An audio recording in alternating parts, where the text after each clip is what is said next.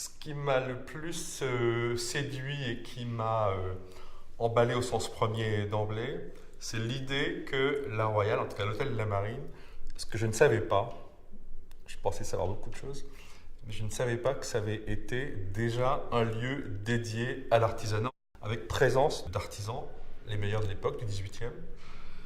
Et dans tout ce que je fais, je fonctionne toujours, je ne peux pas me passer d'avoir besoin d'une connexion avec le passé lointain. Je trouve que le futur, on y va avec d'autant plus de talent, d'inspiration, etc., qu'il y a légitimité et cohérence avec le chemin qui a été fait en sens inverse.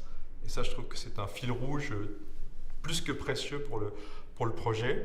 Et le fait de faire revenir l'excellence de l'artisanat français, place de la Concorde, c'est bien, quoi. Et c'est pas un musée de plus. Moi, je suis pas pour que ce soit une chose poussiéreuse. J'aime pas beaucoup l'idée des conservatoires, des choses qui sont un petit peu taxidermisées. On a beaucoup tendance, quand on parle de savoir-faire ou des métiers d'art, à imaginer quelque chose d'un peu poussiéreux ou qu'on enterre un peu vivante, je trouve.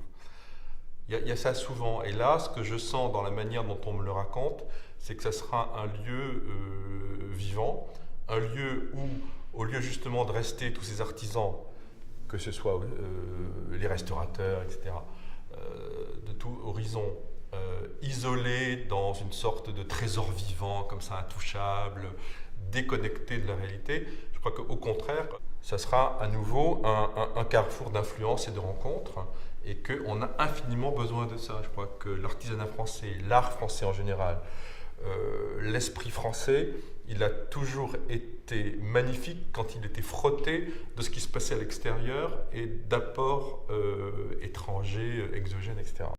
Il y a des expositions, qui précèdent des ventes aux enchères, puisqu'il est question de ventes aux enchères aussi là, de grands prestiges, qui sont comme des expositions de musées, sinon des musées. Il peut y avoir des pièces sublimes que personne ne verra plus jamais après, qui seront de passage là, et ça sera importantissime que ce soit partagé et vu.